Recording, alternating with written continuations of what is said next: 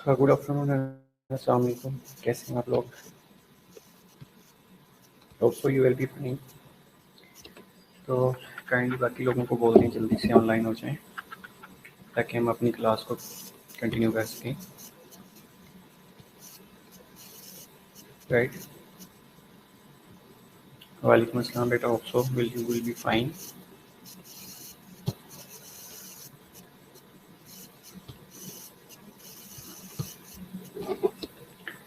सो आपको पता है आज हम क्या डिस्कस करने वाले हैं?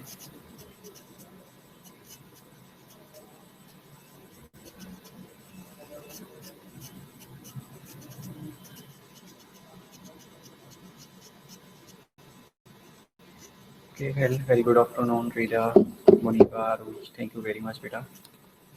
आप लोगों ने लास्ट क्लास में जो चीज़ें पढ़ी थी होप सो आपको रिमाइंड करवाने की ज़रूरत नहीं है। वालेकुम अस्सलाम बेटा।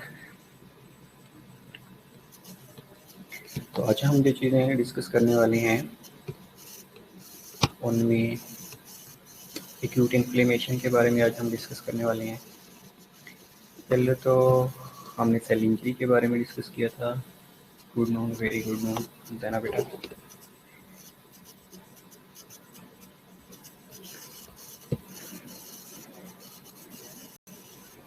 उसमें अगर आप लोगों ने कुछ चीज़ें पढ़ी हों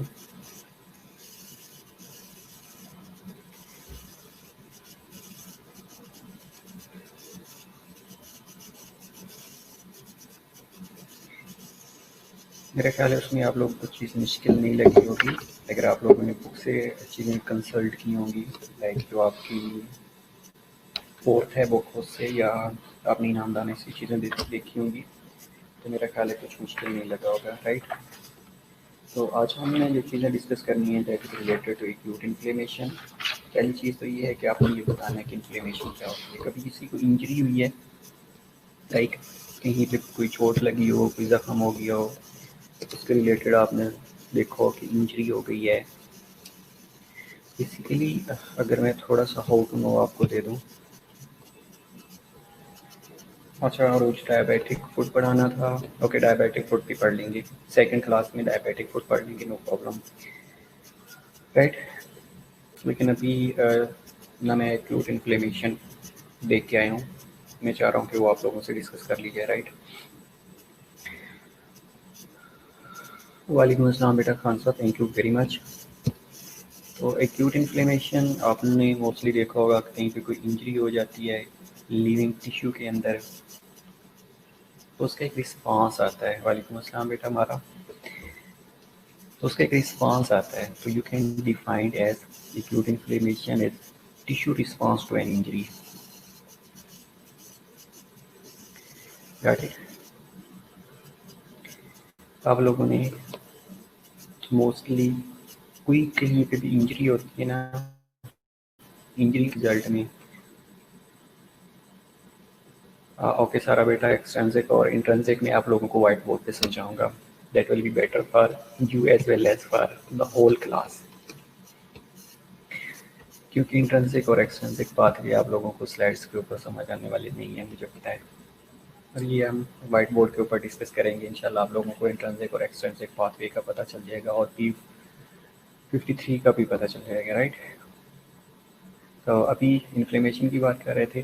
तो इन्फ्लेमेशन में मैं आपको ये बता रहा था कि कहीं पे भी कोई इंजरी होती है तो उसके रिजल्ट में ना टिश्यू अपना रिस्पॉन्स शो करती है। तो you can defined as tissue response to an injury is known as inflammation. अब ये जो रिस्पॉन्स होता है ये किस तरह का हो सकता है रिस्पॉन्स? तो ये जो रिस्पॉन्स होता है ना, इसको कहा जाता है ट्रिपल रिस्पॉन्स। अब ये ट्रिपल रिस्पॉन्स जो होता है इसके अंदर क्या क्या चीज़ें आती हैं? पहली जो चीज़ आती है उसके अंदर रेड लाइन आती है। ट्रिपल रिस्पॉन्स आता है या आप you can defined as the tissue response to an injury is known as inflammation. अब रिस्पॉन्स बेसिकली क्या है, किस तरह का रिस्पॉन्स आता है? तो यू कैन से कि इट्स ए ट्रिपल रिस्पॉन्स। अब जो ट्रिपल रिस्पॉन्स होता है उसके अंदर पहली जो चीज़ बनती है उसमें रेड लाइन होती है।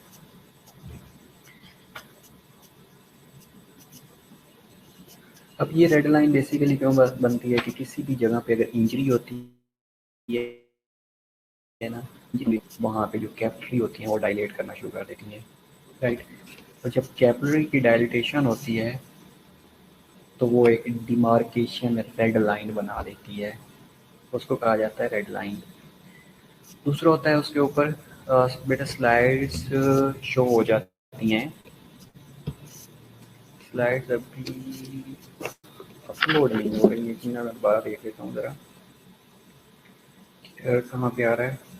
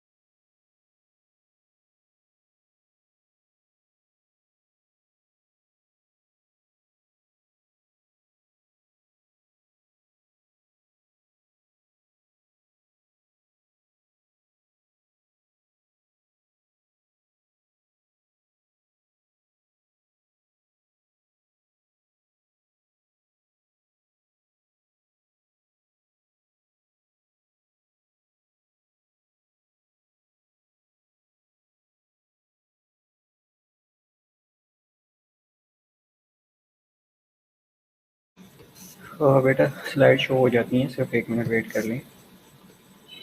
माइट भी कोई नेटवर्क एरर हो इसलिए शो नहीं हो रही, लेकिन हो जाती है इंशाल्लाह। अच्छा, हम बात कर रहे थे, वेरी गुड आफ्टरनून बेटा समर। वालेकुम अस्सलाम बेटा Rika and as well as Mari Abdullah, thank you बेटा फॉर ज्वाइनिंग अस। बात कर रहे थे इन्फ्लेमेशन की, तो इन्फ्लेमेशन में आपको बता रहा था कि ट्रिपल रिस्पॉन्स आता है। अब ये जो रिस्पॉन्स होता है इसके अंदर सबसे पहले रेड लाइन बनती है, उसके बाद फ्लेयर बनता है और तीसरे नंबर पे एक व्हील बनता है। ओके,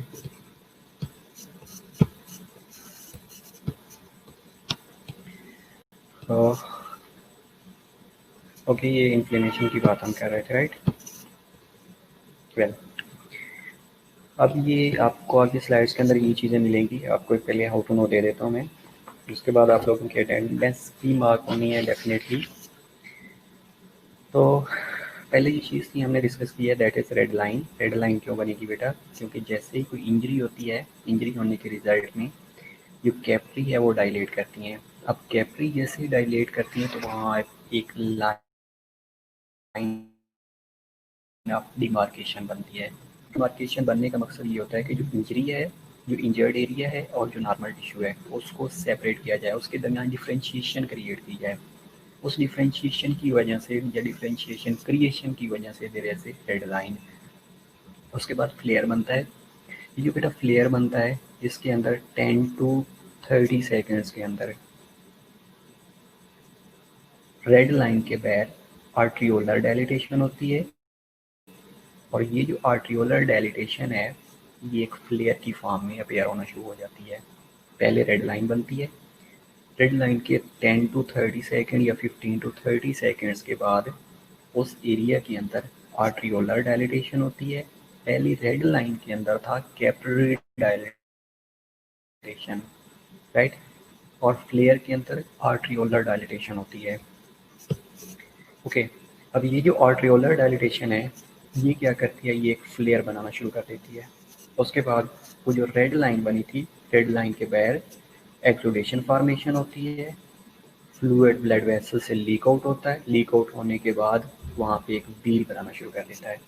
अब 3 चीज़ें हमने डिस्कस की हैं। 3 चीज़ों में पहली जो चीज़ है हमने कहा है कि ट्रिपल रिस्पॉन्स आता है। इन्फ्लेमेशन को हमने डिफाइन कैसे किया कि ये tissue response to an injury is known as inflammation. अब इस इन्फ्लेमेशन के अंदर हमने कहा है कि टिश्यू रिस्पांस होता है, रिस्पांस ट्रिपल रिस्पांस आ रहा होता है। ट्रिपल रिस्पांस के अंदर पहली जो चीज़ होती है उसमें रेड लाइन बनती है। रेड लाइन क्यों बनेगी? ये कैपिलरी की डायलिटेशन होती है और कैपिलरी की डायलिटेशन एक लाइन ऑफ डिमार्केशन बनाती है और ये जो लाइन ऑफ डिमार्केशन होती है उसको कहा जाता है रेड लाइन। उसके बाद फ्लेयर बनता है। फ्लेयर 10 to 30 सेकेंड्स की है, 15 to 30 सेकेंड्स की है। इसके अंदर क्या होता है कि आर्ट्रियोलर डायलिटेशन होती है। जो आर्ट्रियोल्स हैं वो डायलेट होना शुरू हो जाती हैं और जो रेड लाइन बनी थी उसके बाहर एक फ्लेयर बनना शुरू हो जाता है। तीसरी जो चीज़ है बेटा, व्हील बनता है। व्हील में क्या होता है कि एक्सुडेशन फॉर्मेशन होती है। एक्सुडेट बनता है और एक्सुडेशन बनने की वजह से जो ब्लड वेसल्स हैं वो उनकी वेस्कुलर परमिबिलिटी बढ़ जाती है। वेस्कुलर परमिबिलिटी बढ़ने की वजह से जो फ्लूइड है वो ब्लड वेसल से लीक आउट होता है। लीक आउट होने के बाद वहाँ पे अकमुलेट होता है। जिस साइड पे इंजरी हुई थी, जिस साइड पे इन्फ्लेमेशन हुई थी, तो इसलिए उसको कहा जाता है कि ये क्या है, व्हील है। Got it? ये तीन चीज़ें हमने डिस्कस की हैं। ओके, डू यू थिंक कि इन्फ्लेमेशन के कोई एडवांटेजेस भी हो सकते हैं या डिसएडवांटेजेस भी हो सकते हैं? डेफिनेटली एडवांटेजेस भी हो सकते हैं और डिसएडवांटेजेस भी हो सकते हैं। पहली चीज़ हमने कहा इन्फ्लेमेशन होती है। इन्फ्लेमेशन को हमने डिफाइन किया tissue response to an injury. अब ये जो रिस्पांस था इसमें मैंने आपको तीन चीज़ें बताई हैं। One was red line, second one was okay, definitely बेटा ये होते हैं समर। ओके, एक दफ़ा रिपीट कर देता हूँ बेटा राबिया। मैंने ये बताया कि इन्फ्लेमेशन क्या है कि tissue response to an injury है। अब ये जो बेटा रिस्पांस आ रहा होता है ये ट्रिपल रिस्पांस होता है। फिंगर टिप के ऊपर कर लें।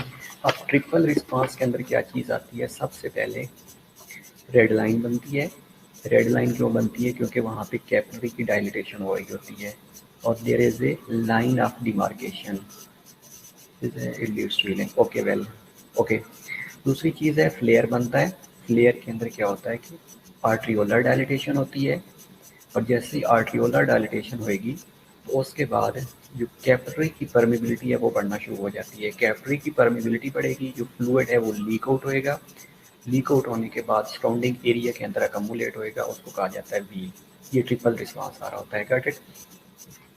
अब जो इसके अलावा हम बात कर रहे थे एडवांटेजेस और डिसएडवांटेजेस की। ओके, वेल बेटा, सारा एडवांटेजेस ये है कि leads to healing. Definitely yes, healing की ओर लीड करती है। इसके अलावा पहला एडवांटेजेस ये है कि कोई भी फॉरेन पार्टिकल जब बॉडी के अंदर इंटर होता है तो वो इन्फ्लेमेशन को इनिशिएट करवाता है।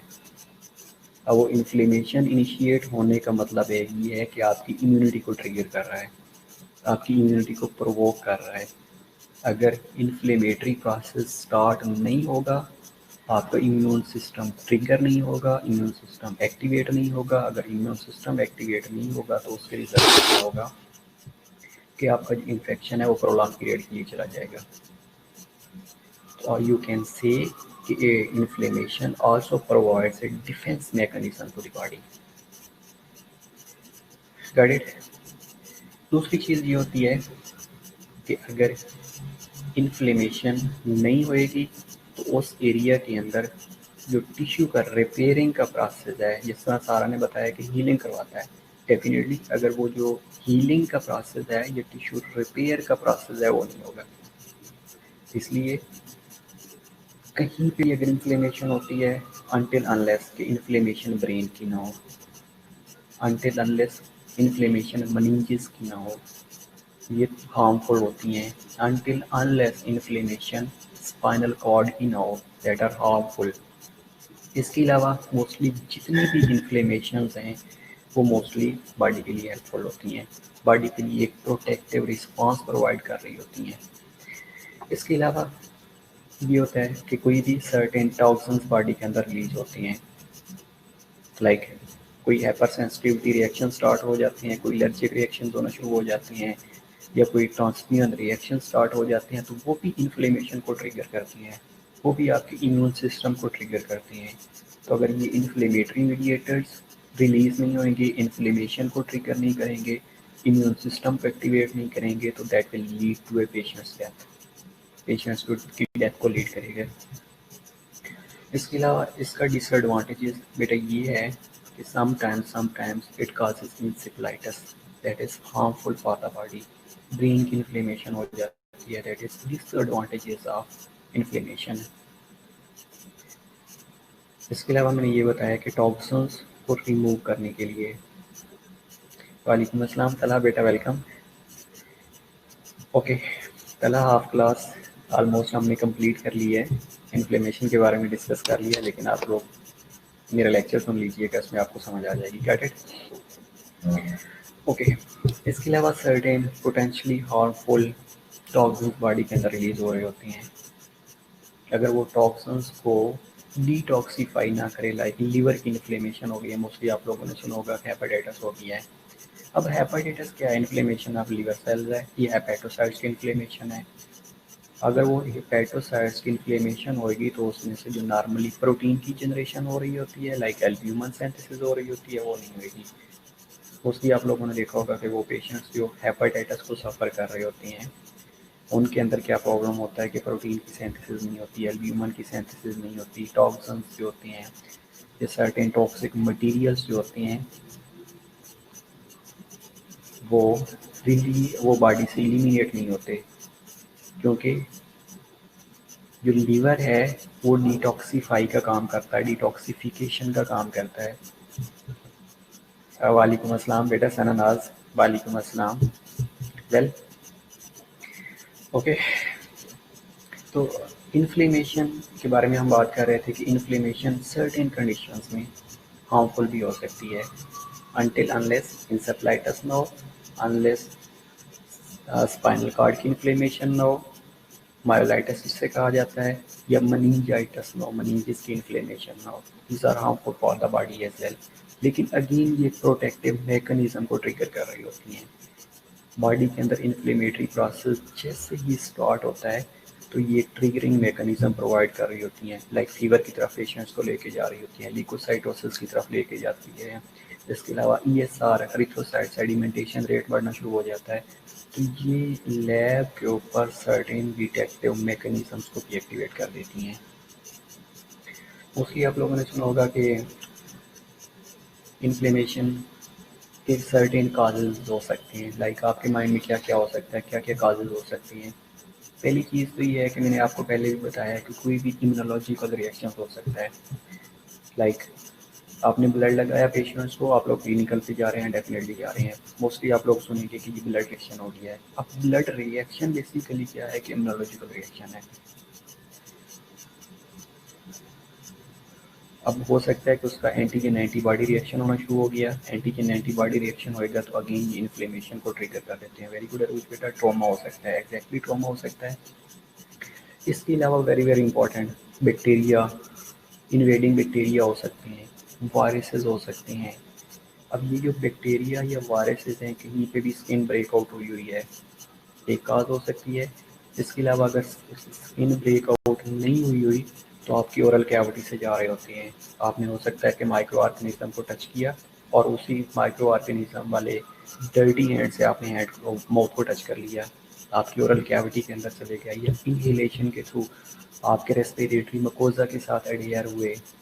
एग्जैक्टली तो ये क्या करेंगे, ये भी जाके एक अदर काज हो सकती है। पहली काज हमने ये डिस्कस किया कि कोई भी इम्यूनोलॉजिकल रिएक्शन हो सकते हैं।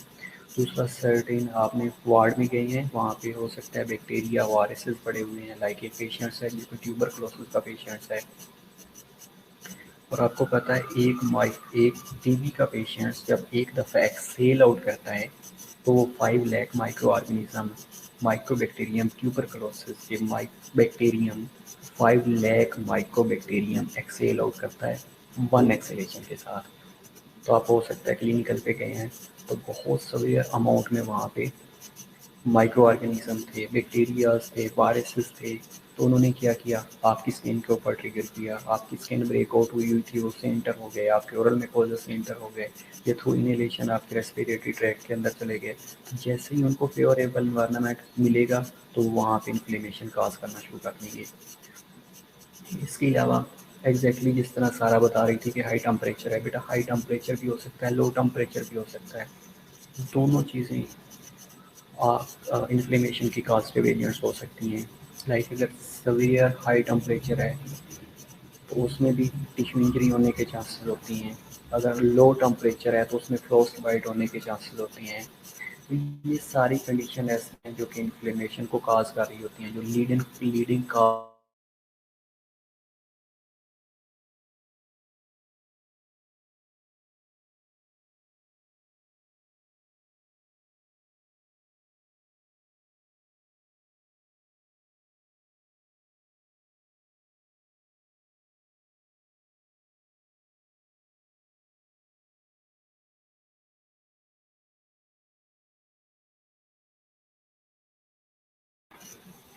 एग्जैक्टली एनी फिजिकल इंजरी हो सकता है, definitely yes. Instead of that chemical injury हो सकता है। केमिकल इंजरी में क्या आ सकता है कि लाइक सर्टेन कोई पॉइजन हो सकती हैं, सर्टेन कोई एसिड्स हो सकती हैं, सर्टेन कोई अल्कलीज हो सकती हैं जो कि लीड आउट करवा रही होती हैं, वो भी इंजरी को काज कर रही होती हैं। इसके अलावा आप लोगों ने ट्रॉमा के बारे में बताया है, कोई भी ट्रॉमा हो सकता है, कोई क्रशिंग इंजरी हो सकती है। तो अगेन ये सारी चीज़ें क्या हैं कि लीडिंग काज ऑफ इन्फ्लेमेशन है। इंस्टेड ऑफ दैट रेडिएशंस हो सकती हैं, लाइक अल्ट्रावायलेट रेडिएशंस हो सकती हैं, आयोनाइजिंग रेडिएशंस हो सकती हैं, एक्सरे हो सकते हैं। तो ये सारी मोस्टली जो रेडिएशंस होती हैं that are harmful for the body. Mostly आप लोगों ने सुना होगा कि जो रेडिएशंस होती हैं ये कैंसर को लीड कर रही होती हैं। बेटा डेफिनेटली कैंसर को लीड करती हैं। अपोप्टोसिस के मैकेनिज्म को इनहिबिट करवा देती हैं। अपोप्टोसिस का प्रोग्राम सेल डेथ थी, तो वहाँ पे जो नॉर्मली जेनेटिक मेकअप होता है वो जेनेटिक मेकअप को अल्टर करना शुरू कर देती हैं। माइटोसिस बढ़ा देती हैं, म्यूसिस बढ़ा देती हैं, तो उनकी जो सेल डिवीजन है वो नॉर्मल से इंक्रीज होना शुरू हो जाती है। These are certain causes. अब काजेज के अंदर पहली जो चीज़ हमने कहा है कि कोई इम्यूनोलॉजिकल रिएक्शन हो सकती हैं। दूसरा आपने कहा है तो फिजिकल ट्रॉमा हो सकता है, एनी केमिकल टॉक्सिन्स एक्जैक्टली बेटा हो सकती हैं। सारा बेटा वेरी गुड।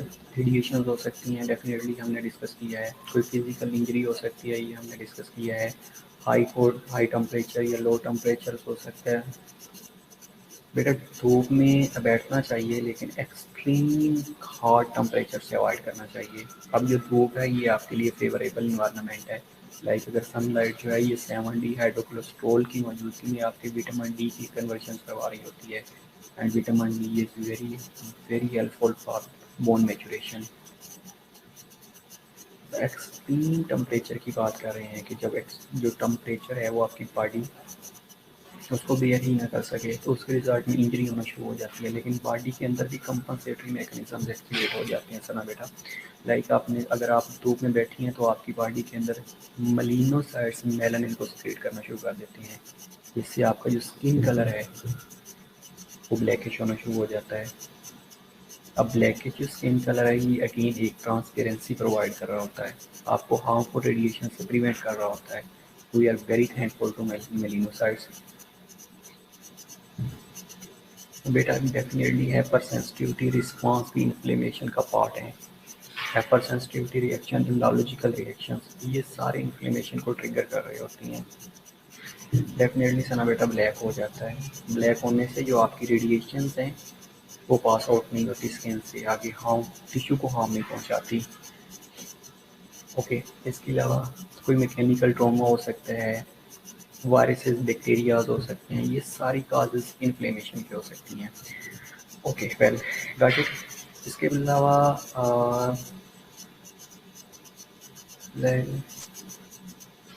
बेटा सन बाथ लेना चाहिए। सन बाथ समर के अंदर, विंटर के अंदर मोस्टली आप लोग कहते हैं कि सन बाथ लेना चाहिए। That is very beneficial for the skin की वजह से एक्टिव होते हैं या हीट की वजह से। बेटा मेनली जब टेम्परेचर इंक्रीज होता है ना तो वो मेलिनोसाइट्स को ट्रिगर करता है। अब वो बॉडी का टेम्परेचर भी हो सकता है कि अब एक्सट्रीम पे पहुंचता है, और इन्वायरमेंटल टेम्परेचर भी हो सकता है। अब इन्वायरमेंटल टेम्परेचर में आपका सनलाइट आता है। इंस्टेड ऑफ दैट आप ऐसे कि इन्वायरमेंट के अंदर काम कर रहे हैं जो आपकी नॉर्मल 37 डिग्री सेंटीग्रेड से एक्सीड आउट करता है, तभी मेलिनोसाइट एक्टिवेट हो जाती हैं। ओके, मोस्टली आप लोगों ने सुना होगा कि जो इन्फ्लेमेशन है having two types, one is acute inflammation and other one is chronic inflammation. अब ये एक्यूट, ओके स्लाइड्स के ऊपर बेटा हम लेटर ऑन ये डिस्कस कर लेते हैं। ये एडवांटेजेस और डिसएडवांटेजेस हैं, ये हमने पहले भी डिस्कस किए हैं। हो जाती है जैसे स्किन एडिमेटस हो जाती है, एग्जैक्टली बेटा मैंने पहले भी यही बताया कि ट्रिपल रिस्पॉन्स के अंदर जब व्हील बनता है तो उसमें कैपिलरी वेस्कुलर परमेबिलिटी बढ़ जाती है। जब कैपिलरी सारा बेटा जब कैपिलरी वेस्कुलर परमेबिलिटी बढ़ती है ना तो उसमें एक्सुडेशन हो रही होती है। जो फ्लूइड है वो ब्लड वेसल से लीक आउट होकर इंटरस्टिशियल स्पेस के अंदर अकमुलेट होना शुरू हो जाता है। ये हम डिस्कस करेंगे कि एडीमा कैसे बनता है। इसकी भी 5-6 काजेज हैं एडीमा बनने की, राइट। कि एडीमा कैसे बनता है, इसकी 5-6 काजेज हैं जो मुझे अभी पता है, बाकी इससे ज़्यादा और भी हो सकती हैं। वेल ये एडवांटेजेस हैं और डिसएडवांटेजेस हैं। एडवांटेजेस में क्या है कि प्रोटेक्टिव रिस्पांस है, इन्वेडिंग माइक्रो ऑर्गेनिज्म को डिस्ट्रॉय करता है, इनएक्टिवेट टॉक्सिन को करता है to achieve healing and repair. जिस तरह सारा बता रही थी कि ये हीलिंग को भी हेल्प आउट करवाता है। डेफिनेटली इसका एडवांटेजेस है। डिसएडवांटेजेस में potentially harmful swelling of the brain, और अगर इसको ट्रीट नहीं किया जाएगा that will lead to death. Okay, यहाँ पे आ जाएं। इसके अलावा हमने टाइप्स ऑफ इन्फ्लेमेशन के बारे में बात करनी है। टाइप ऑफ इन्फ्लेमेशन आप लोगों ने मोस्टली सुना होगा कि 2 तरह से होती हैं। इसके बाद हमने कार्डिनल साइंस ऑफ इन्फ्लेमेशन के बारे में भी डिस्कस करनी है। काजेज हमने डिस्कस कर ली हैं, लाइक एक्सोजीनियस काज हो सकती है और एंडोजीनियस काज होती है। एक्सोजीनियस में कोई भी फॉरेन पार्टिकल जो आउटसाइड ऑफ द बॉडी आपको ट्रिगर करती है, और एंडोजीनियस का मतलब है कि बॉडी के अंदर भी सर्टेन केमिकल्स एक्टिवेशन होती हैं, मेटाबॉलिक प्रोडक्ट्स होते हैं। इसके अलावा इंजाइमेटिक एक्टिवेशन होती है, तो ये एंडोजीनियस होती हैं, राइट। ओके, तो हम बात कर रहे थे टाइप्स ऑफ इन्फ्लेमेशन की। तो डू यू थिंक कि डैमेज टिश्यू को सेपरेट भी करता है? सर डैमेज टिश्यू को बेटा डेफिनेटली सेपरेट करता है। वो हमने रेड लाइन के बारे में डिस्कस किया है कि there will be a line of demarcation. अब ये सेपरेट जो बन रही होती है, रेड लाइन बन रही होती है, ये किस लिए बनती है? ये कैपिलरी की जैसे ही डायलिटेशन होती है वो लाइन ऑफ डिमार्केशन बना देती है और उसको रेड लाइन कहा जाता है। कि जो नॉर्मल टिश्यू है उसको इंजर्ड टिश्यू से सेपरेट कर दिया जाता है, that is known as line of demarcation या रेड लाइन, राइट। अब मोस्टली हमने सुना होगा कि जो इन्फ्लेमेशन है उसकी 2 टाइप्स होती हैं, लेकिन सर्टेन अदर टाइप्स भी होती हैं। लाइक एक्यूट इन्फ्लेमेशन है या क्रोनिक इन्फ्लेमेशन है। एक्यूट इन्फ्लेमेशन में क्या होता है कि इमीडिएट रिस्पांस होता है। राबिया बेटा thank you very much. Exactly immediate response में ये क्या होता है कि सेकंड टू मिनट और आवर्स के अंदर ये रिस्पांस आ रहा होता है। और जो क्रोनिक इन्फ्लेमेशन होती है उसके अंदर मोर देन 6 मंथ तक ये रिस्पांस ट्रिगर करता है। Acute inflammation, rapid response to an injurious agent that serves to deliver mediators of those post-defense leukocytes and plasma proteins to the site of injury। अच्छा, acute inflammation होती है या कोई भी inflammation हो, उसके अंदर 2 तरह से चेंजेस आती हैं, 2 तरह की इवेंट्स होती हैं। एक वेसल्स के अंदर इवेंट्स होती हैं, दूसरा सेल के अंदर इवेंट्स होते हैं। जो सेल के अंदर इवेंट्स होती हैं उनको सेलुलर इवेंट्स कहा जाता है। जो ब्लड वेसल्स के अंदर चेंजेस आती हैं उनको सेलुलर चेंजेस कहा जाता है, उनको सॉरी वेस्कुलर चेंजेस कहा जाता है। वेस्कुलर चेंजेस ब्लड वेसल के अंदर चेंजेस आ रही होती हैं, और जो सेलुलर इवेंट्स हैं ये सेल के अंदर चेंजेस आ रही होती हैं। लाइक सेल ने उस जगह पे आना है, फेगोसाइटोसिस करनी है, एडिशन करनी है, इमिग्रेशन करनी है, माइग्रेशन करनी है। तो ये सारी कंडीशंस क्या हैं कि ये एक्यूट इन्फ्लेमेशन के अंदर लाई करती हैं। और जो क्रोनिक इन्फ्लेमेशन होती है ये हम इवेंट्स के बारे में भी डिस्कस करते हैं, कार्डिनल साइंस के बारे में भी डिस्कस करते हैं कि कार्डिनल साइंस क्यों अपेयर होती हैं, राइट। दूसरी कंडीशन होती है क्रोनिक इन्फ्लेमेशन। क्रोनिक इन्फ्लेमेशन में ये होता है कि प्रोलॉन्ग पीरियड ऑफ टाइम होता है, लाइक मोर देन 6 मंथ होते हैं।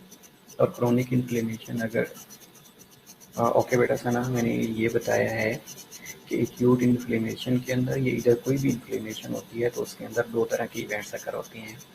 अब 2 तरह की इवेंट्स कौन सी हैं? एक तो ब्लड वेसल के डायमीटर के अंदर चेंजेस आती हैं, उनको कहा जाता है वेस्कुलर इवेंट्स। और दूसरा जो ब्लड सेल्स होती हैं उनके अंदर चेंजेस आती हैं, वो माइग्रेशंस करती हैं, इमिग्रेशन करती हैं, एडिशन करती हैं, फेगोसाइटोसिस करती हैं, उनको कहा जाता है सेलुलर इवेंट्स, अगर सेल के अंदर कोई चेंजेस आ रही हैं, सेल उस जगह पे पहुंच रहे हैं, इंजरी साइट के ऊपर पहुंच रहे हैं, तो उनको कहा जाता है सेलुलर इवेंट्स। और अगर ब्लड वेसल के डायमीटर के अंदर कोई चेंजेस आ रही हैं तो उनको कहा जाता है वेस्कुलर इवेंट्स। ये हम डिस्कस करते हैं कि सेलुलर इवेंट्स क्या होती हैं और वेस्कुलर इवेंट्स क्या होती हैं। ओके, क्रोनिक इन्फ्लेमेशन की अगर हम बात करें, इसके बाद हमने कार्डिनल साइंस के बारे में डिस्कस करना है। क्रोनिक इन्फ्लेमेशन में ये होता है कि प्रोलॉन्ग ड्यूरेशन होता है उसका इन्फ्लेमेशन का। मोस्टली आप लोगों ने टीबी की एग्जांपल सुनी होगी कि जो टीबी है वो प्रोलॉन्ग पीरियड के लिए जनरेट होती है, प्रोड्यूस होती है, काज होती है, जिसके अंदर ग्रेनुलोमा बनना शुरू हो जाता है। अब ये जो क्रोनिक इन्फ्लेमेशन होती है इन दी फॉर्म ऑफ ग्रेनुलोमा होती है, लाइक ग्रेनुलोमेटस इन्फ्लेमेशन है या नॉन ग्रेनुलोमेटस इन्फ्लेमेशन है। वो इन्फ्लेमेशन जिनका जो ड्यूरेशन है, अब बेटा नर्जिस में सेलुलर इवेंट्स के बारे में अगेन हम डिस्कस कर लेते हैं। जिस वेट कर लें 2 मिनट प्लीज, मैं बता देता हूँ आप लोगों को, डोंट वरी। ओके, वो इन्फ्लेमेशन जिसका ड्यूरेशन मोर देन 6 मंथ है उसको कहा जाता है क्रोनिक इन्फ्लेमेशन, और ये डेज टू मंथ और ईयर्स तक चलती रहती है, राइट। अगर हम बात करते हैं कि एक्यूट इन्फ्लेमेशन क्या हो सकती है, तो एक्यूट इन्फ्लेमेशन में मेनली इसका जो ड्यूरेशन होता है दैट इज़ वेरी शॉर्ट। अगर नीचे आपको रेड लाइन नज़र आ रही है तो इसमें एक्यूट इन्फ्लेमेशन के आगे लिखा हुआ है सेकेंड, मिनट्स और आवर्स, राइट। तो यू कैन से कि इसका जो ड्यूरेशन है that is relatively short in duration. उसके अलावा इसके अंदर एक एमसीक्यूज का क्वेश्चन ये आता है कि एक्यूट इन्फ्लेमेशन के अंदर जो प्रोमिनेंट सेल्स हैं वो कौन सी होती हैं। तो जो बेटा इसके अंदर जो प्रोमिनेंट सेल्स होती हैं वो न्यूट्रोफिल्स होती हैं। प्रीडोमिनेटली न्यूट्रोफिल अकमुलेट होना शुरू हो जाती हैं।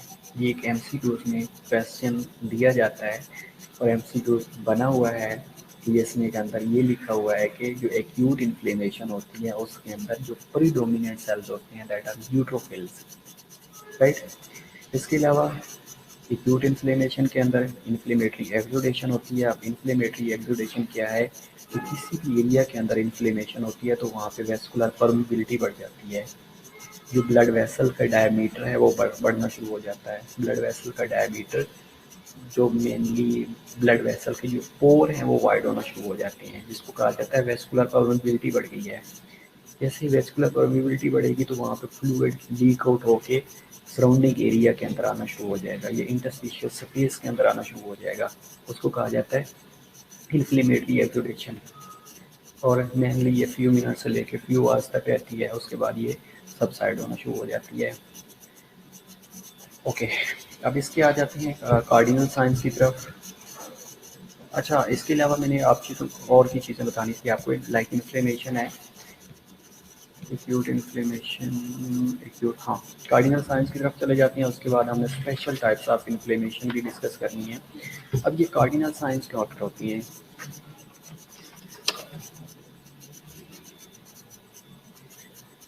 कार्डिनल साइंस क्यों आकर होते हैं, आपको क्या लगता है कि ये कार्डिनल साइंस क्या हो सकती हैं।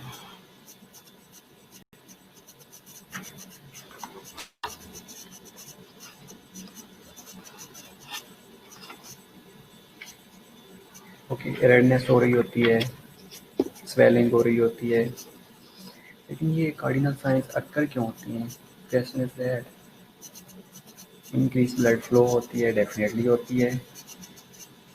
वाइटल साइंस, अच्छा वाइटल साइंस और कार्डिनल साइंस होती हैं, ये अक्कर क्यों होती हैं। अब कहीं पे जो इन्फ्लेमेशन है, इन्फ्लेमेशन के अंदर बेटा जो एक्यूट इन्फ्लेमेशन होती है उनको हम क्लासीफाई कार्डिनल साइंस से करते हैं। अब ये कार्डिनल साइंस, इसके अंदर सबसे पहली चीज़ ये होती है due to inflammation. Okay, inflammation की वजह से इंक्रीज, हीलिंग की वजह से, स्वेलिंग की वजह से। Okay summer, healing definitely speed up हो जाती है, स्वेलिंग डेफिनेटली हो रही होती है। अब ये जो कार्डिनल साइंस है इनके अंदर आइडेंटिफाई करने के लिए, एक्जैक्टली आइडेंटिफाई करने के लिए, और ठीक है, इसके अलावा आइडेंटिफिकेशन के लिए इन्फ्लेमेशन में which is caused by dilatation of okay, redness which is caused by dilatation of blood vessel, ठीक है ना, ओके, फ्लक्चुएशन हो रही होती है, फ्लक्चुएशन होती है बॉडी में, ओके, फ्लक्चुएशन ना, फ्लक्चुएशन डेफिनेटली हो रही होती है। लाइक जिस तरह हमने कहा कि ल्यूकोसाइटोसिस हो रही होती है, ल्यूकोसाइट्स का लेवल बढ़ना शुरू हो जाता है उस एरिया के अंदर। WBCs हैं वो ज़्यादा से ज़्यादा आना शुरू हो जाते हैं, लाइक फीवर होना शुरू हो जाता है। इसके अलावा सी रिएक्टिव प्रोटीन पॉजिटिव आना शुरू हो जाती हैं, एरिथ्रोसाइट इंक्रीज हो जाता है, एरिथ्रोसाइट की ESR erythrocyte sedimentation rate increase हो जाता है। नो डाउट ये फ्लक्चुएशन बॉडी के अंदर आती हैं। लेकिन why cardinal signs of acute inflammation, अब ये जो कार्डिनल साइंस हैं ये बेसिकली कहीं पे भी कोई लोकल रिएक्शन अकर होता है इंजरी के रिजल्ट में, तो वहाँ पे ये साइन उस एरिया के अंदर ये साइन शो हो रहे होते हैं।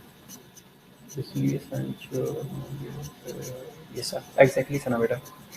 अब सबसे पहली चीज़ तो ये है कि रेडनेस होती है, स्वेलिंग होती है, हीट होती है, पेन होती है और लॉस ऑफ फंक्शन होना शुरू हो जाता है। लेकिन अगर इन्फ्लेमेशन वर्स होती है तो तब जाके ये loss of function fifth sign जो है ये शुरू होता है। पहली जो चीज़ है आप लोगों ने बताया कि जी रेडनेस होती है।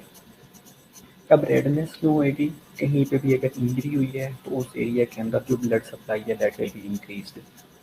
जब ब्लड सप्लाई इंक्रीज होएगी तो अल्टीमेटली आपका जो ब्लड है उसके अंदर रिच विद ऑक्सी हीमोग्लोबिन है। तो जो ऑक्सी हीमोग्लोबिन है उसका कलर क्या है? ब्राइट रेड है। तो ब्लड सप्लाई जैसे ही उस एरिया के अंदर ज़्यादा होएगी, इंक्रीज ब्लड फ्लो होएगी, इंक्रीज ब्लड सप्लाई होएगी, तो that will lead to a sign of redness.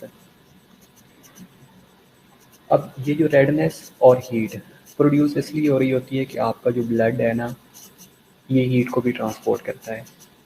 कैसे करता है? सपोज एक एग्जांपल ले लेते हैं। मैंने बताया था कि जब आप कोल्ड इन्वायरमेंट के अंदर बैठे होते हैं तो जो मोस्टली आपकी पेरिफेरीज हैं वो शीवर करना शुरू कर देती हैं। शीवर या पूरी बॉडी शीवर करती है। जब शीवर करती है तो उसके रिजल्ट में बॉडी के अंदर हीट प्रोडक्शन होती है, swelling due to accumulation of fluid. Okay बेटा, एग्जैक्टली राइट नफीसा, स्वेलिंग इसलिए होगी। ठीक है, तो मोस्टली जब आप कोल्ड इन्वायरमेंट के अंदर जाते हैं तो आपकी बॉडी शीवर करना शुरू कर देती है। अब शीवर क्या होती है कि आपके मसल्स कंट्रैक्ट और रिलैक्स करती हैं। जब मसल की कंट्रैक्शन और रिलैक्सेशन होती है तो उसके रिजल्ट में हीट प्रोडक्शन होती है। अब ये हीट प्रोडक्शन होती है, इसकी ट्रांसपोर्टेशन भी होती है। अब हीट को ट्रांसपोर्ट करने के लिए ब्लड चाहिए होता है, तो ब्लड ब्लड वेसल के अंदर मूव कर रहा होता है। तो अगर किसी एरिया के अंदर ब्लड सप्लाई इंक्रीज होएगी, ब्लड सप्लाई इंक्रीज होने के रिजल्ट में वहाँ पे हीट भी प्रोड्यूस हो रही होती है। तीसरी कंडीशन स्वेलिंग होना शुरू हो जाती है। स्वेलिंग बेटा इसलिए होती है क्योंकि वहाँ पे जो वेस्कुलर परमिबिलिटी है वो बढ़ना शुरू हो जाती है। जब वेस्कुलर परमिबिलिटी बढ़ेगी, वेस्कुलर परमिबिलिटी बढ़ने के रिजल्ट में जो फ्लूइड है ब्लड वेसल के अंदर से बाहर निकलना शुरू हो जाएगा। फ्लूइड लीक आउट होएगा, लीक आउट होकर ब्लड वेसल के अंदर जाएगा। जैसे ही ब्लड वेसल से बाहर निकलेगा तो जो इंटरस्टिशियल स्पेस है उसके अंदर जाएगा, तो वहाँ पे एडीमा काज करेगा, स्वेलिंग काज करेगा, तो टिश्यू स्वेलिंग होना शुरू हो जाएगी। तीन चीज़ें हो गई। पहला हमने कहा है कि रेडनेस होएगी, दूसरा हमने कहा है कि हीट प्रोड्यूस होएगी, तीसरा हमने कहा है कि स्वेलिंग होएगी, चौथा उस एरिया के अंदर पेन होना शुरू हो जाएगी। पेन बेटा क्यों होएगी? क्योंकि उस एरिया के अंदर पेन सेंसिटिव नर्व एंडिंग्स पड़ी होती हैं। अब ये जो पेन सेंसिटिव नर्व एंडिंग्स हैं ये दो तरह से ट्रिगर हो रही होती हैं। और अब ये बेटा ब्लड विस्कोसिटी इंक्रीज हो जाएगी? Definitely no. अगर ब्लड विस्कोसिटी इंक्रीज होएगी तो ब्लड की स्पेसेस होना बेटा शुरू हो जाती है, ब्लड रुकना शुरू हो जाता है और हमें उस एरिया के अंदर ब्लड सप्लाई इंक्रीज अमाउंट में चाहिए होती है ताकि वहाँ न्यूट्रोफिल वहाँ पे ल्यूकोसाइट्स जल्दी से जल्दी पहुँचे और उस इन्फ्लेमेशन को डिक्रीज करें। Right, okay. एग्जैक्टली नफीसा बेटा, लाइक ब्लीडिंग का ही नहीं हो सकता है कि सर्टेन केमिकल मीडिएटर्स रिलीज होते हैं। अब ये जो केमिकल मीडिएटर्स हैं ये क्या करती हैं कि ये सेंसिटिव नर्व एंडिंग्स को ट्रिगर कर देते हैं। एक ये केमिकल मीडिएटर्स ट्रिगर करते हैं। दूसरी कंडीशन ये होती है कि जैसे ही वहाँ पे फ्लूइड अकमुलेट होएगा, फ्लूइड अकमुलेट होने के रिजल्ट में स्वेलिंग होने की वजह से भी जो sensory nerve endings, locally sensory nerve endings पड़ी होती हैं वो ट्रिगर हो जाती हैं। लाइक अगर किसी जगह पे आपको पिन लगाई जाती है तो वहाँ पे भी पेन सेंसिटिव नर्व एंडिंग्स पड़ी होती हैं, वो भी आपको पिन पॉइंट करके बता रही होती हैं कि इस एरिया के अंदर आपको पेन हुई है। तो हर बॉडी के अंदर जो पेन सेंसिटिव नर्व एंडिंग्स हैं वो ट्रिगर हो जाती हैं तो उस एरिया के अंदर पेन होना शुरू हो जाती है। अगर किसी भी जगह के ऊपर आप थोड़ी सी इंजरी काज करवाएं बॉडी के ऊपर, स्किन के ऊपर, तो वहाँ पे ये 5 कार्डिनल साइंस आपको मिलेंगे। और एंड पे लासा फंक्शन होता है। लासा फंक्शन बेटा इसलिए होता है कि अगर सर्टेन जो इंजरी है वो इतनी मैसिव अमाउंट में है कि उस एरिया के अंदर ये कार्डिनल साइंस तो अपेयर हुए ही होंगे, लेकिन एक टाइम आएगा कि वो एरिया इधर ड्यू टू नर्व एंडिंग्स की वजह से या आपकी जो नर्व एंडिंग्स हैं वो एनेस्थेटाइज हो गई हैं, वो आगे मैसेज कन्वे ही नहीं कर रही। जब कन्वे नहीं करेंगी तो उसके रिजल्ट में वहाँ पे लॉस ऑफ फंक्शन होना शुरू हो जाएगा। और बेटा वेजोडाइलेशन एग्जैक्टली होता है हिस्टामिन और ब्रेडिकाइनिन वेजोडाइलेशन ही करवाती है सारा। फ्लूइड लॉस होगा ब्लड से, तब ब्लड थिक होगा। अच्छा हाँ बेटा, फ्लूइड नो डाउट लॉस होगा राबिया बेटा, लेकिन फ्लूइड ब्लड से इतना ज़्यादा अमाउंट में लॉस नहीं होगा कि ब्लड की स्टेसिस करवा देगा। लेकिन हाउ टू नो मैं आपसे एग्री कर लेता हूँ। लेकिन ब्लड की जो विस्कोसिटी है ना वो इतनी ज़्यादा बेटा कंप्रोमाइज़ नहीं होती। जो ब्लड की विस्कोसिटी है वो इतनी ज़्यादा कंप्रोमाइज़ नहीं होती। हाँ, ब्लड की विस्कोसिटी उन सूरत में कंप्रोमाइज़ होती है जब आप सीवियर डिहाइड्रेशन की कंडीशन में हैं, एक कंडीशन। दूसरी कंडीशन बेटा ये होती है कि आपके जो पीएलटी हैं, जो प्लेटलेट हैं, वो सर्टेन अमाउंट के अंदर रिलीज हो गए हैं। तीसरी कंडीशन कि जो प्रोटीन्स हैं जो ट्रिगर कर रही होती हैं कोगुलेशन पाथवे को, अगर वो प्रोटीन ज़्यादा रिलीज होना शुरू हो गई हैं तो वो ब्लड की विस्कोसिटी को बढ़ा देती हैं। लेकिन अगर स्पेसिफिक एरिया के अंदर इन्फ्लेमेशन हुई है, इंजरी हुई है, तो बेटा ब्लड विस्कोसिटी को नो डाउट कम करती हैं, लेकिन इतनी स्वेयर अमाउंट में नहीं कम करती। मैं आपसे एग्री कर रहा हूँ, लेकिन एट सम एक्सटेंट। ओके, इसके अलावा आपको कार्डिनल साइंस की भी समझ आ गई है, एक्यूट इन्फ्लेमेशन के बारे में भी मैंने डिस्कस कर लिया है। इसके अलावा हम ये देखते हैं कि क्या बॉडी के अंदर जो सिस्टेमिक इफेक्ट्स पहले आप लोग बता रहे थे कि कोई सिस्टेमिक इफेक्ट्स भी होते हैं, कोई सिस्टेमिक इफेक्ट्स भी ट्रिगर करते हैं। डेफिनेटली बेटा सिस्टेमिक इफेक्ट्स में क्या क्या ट्रिगर हो सकता है। पहली कंडीशन ये है कि कहीं पे भी इंजरी होएगी ना, तो हमने कहा है कि वहाँ पे ब्लड सप्लाई इंक्रीज हो जाएगी। अब ब्लड सप्लाई इंक्रीज होने का मकसद क्या है कि उस एरिया तक जो WBCs हैं या जो ल्यूकोसाइट्स हैं उनको उस एरिया तक ज़्यादा से ज़्यादा और जल्दी से जल्दी पहुंचाया जा सके। वाई क्योंकि जितना ज़्यादा जल्दी ल्यूकोसाइट्स वहाँ पे पहुंचेंगे उतना ज़्यादा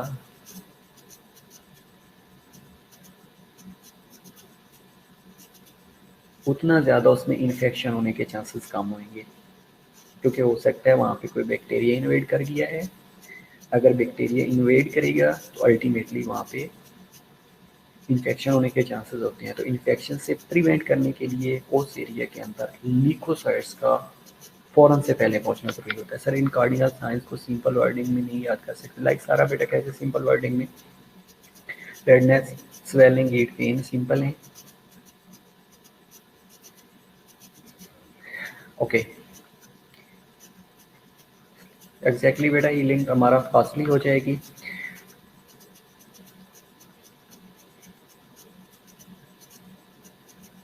ओके, अब जैसे ही कहीं किसी जगह पे इंजरी होगी तो उस एरिया के अंदर जो ल्यूकोसाइट्स हैं वो फ़ौरन से पहले पहुंचेंगे। और फ़ौरन से पहले पहुंचेंगे तो उसकी बैक साइड पे जो न्यूट्रोफिल्स होते हैं वो अपने इमैच्योर न्यूट्रोफिल्स ज़्यादा से ज़्यादा सर्कुलेशन में आना शुरू हो जाते हैं। जब इमैच्योर न्यूट्रोफिल सर्कुलेशन में आते हैं तो उस पेरिफेरल ब्लड के अंदर आते हैं या पेरिफेरल सर्कुलेशन के अंदर आते हैं या ब्लड सर्कुलेशन में आते हैं, तो उसको एक टर्मिनोलॉजी का नाम दिया जाता है जिसे कहा जाता है shift to the left.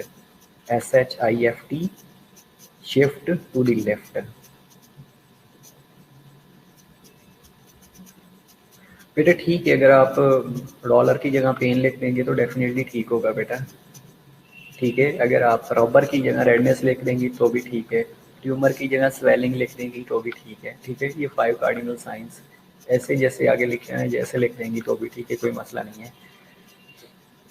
Right, पहली कंडीशन हमने कहा है कि लीकोसाइटोसिस होगी। लीकोसाइटोसिस में ये होगा कि उस एरिया के अंदर जो ब्लड सप्लाई के साथ साथ जो लीकोसाइट्स हैं वो ज़्यादा से ज़्यादा पहुँचेंगे।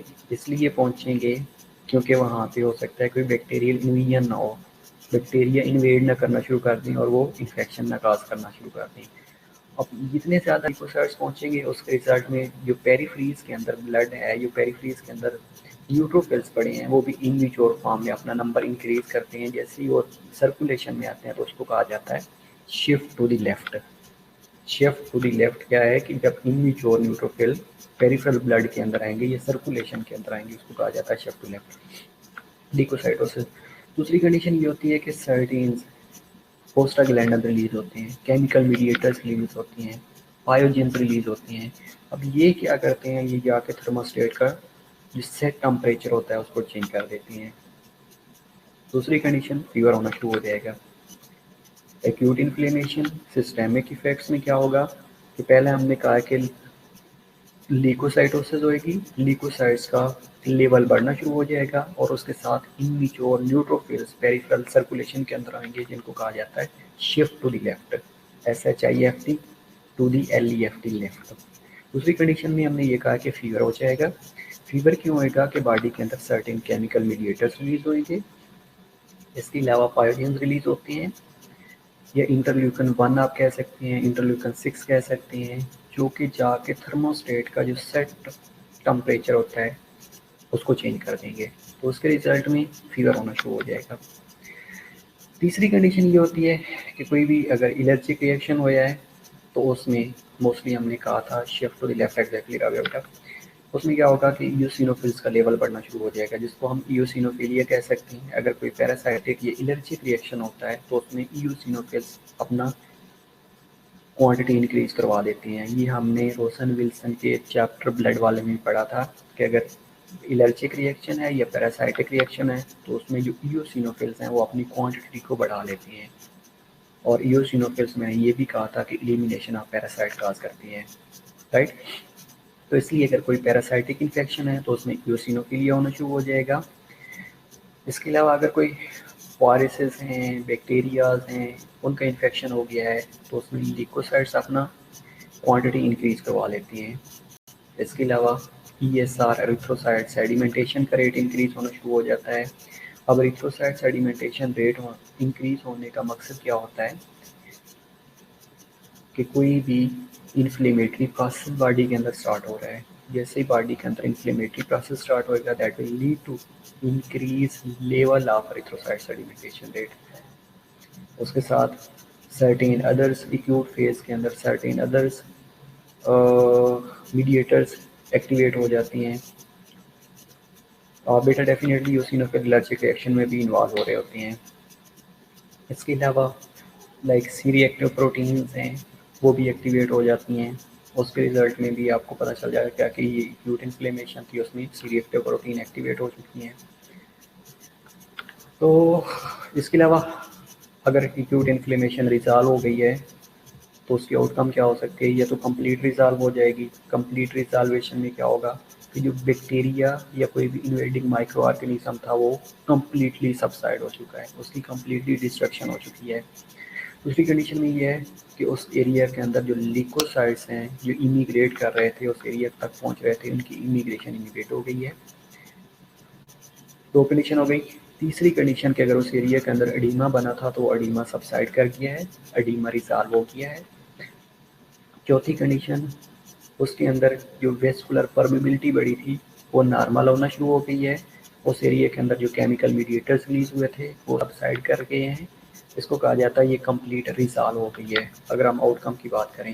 ये दूसरी कंडीशन ये होती है कि अगर रिजॉल्व नहीं होएगी तो ये क्रोनिक इन्फ्लेमेशन को लीड कर जाएगी।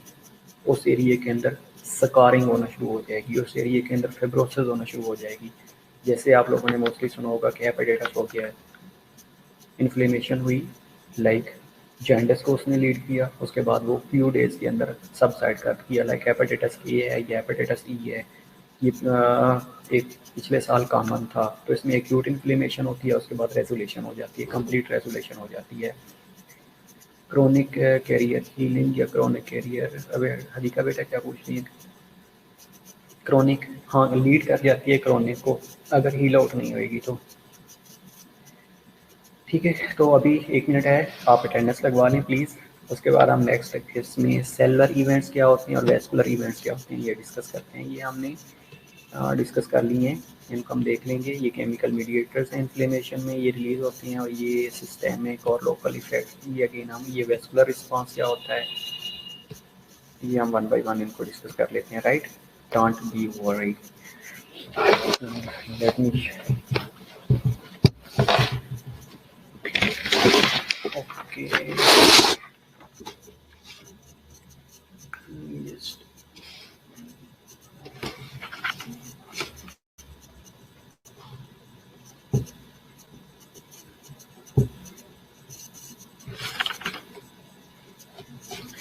हमारा है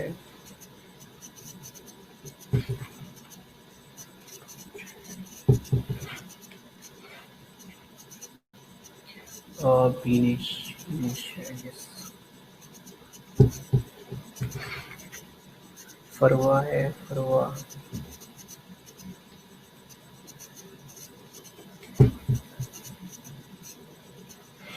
जॉन, जॉन नहीं नजर आया। ओके बेटा आ गया वापस जॉन।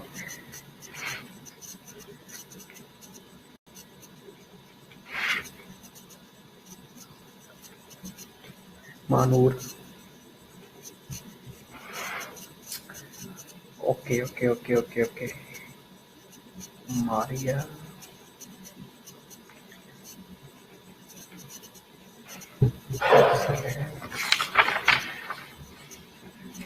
ओके बेटा। यासिर है, क्वेश्चन पूछना था जरा। हाँ हाँ बेटा श्योर नजीस बेटा, आप यू कैन आस्क मी, आप पूछ सकती हैं, ग्रुप में भी पूछ सकती हैं, यहाँ पे भी पूछ सकती हैं।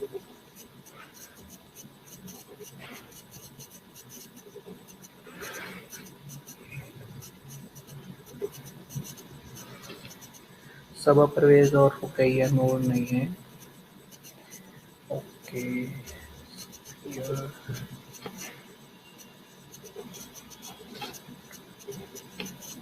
शहबाज नहीं है।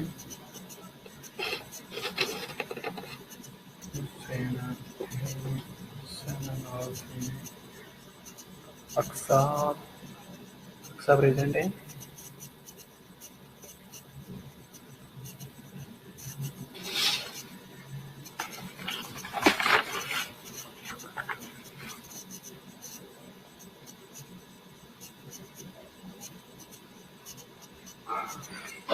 हफ्सा फरवा, फरवा है प्रेजेंट, फरवा फरवा। यस बेटा सनात हो गई।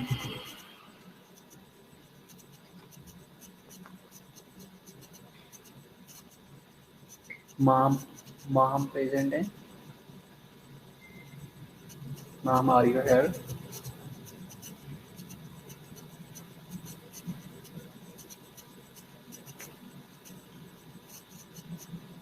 हमारा बेटा लकी है।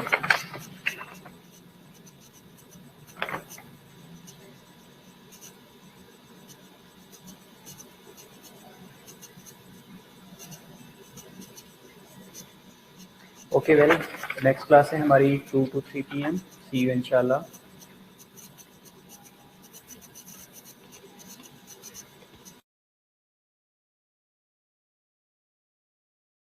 में से कोई क्वेश्चन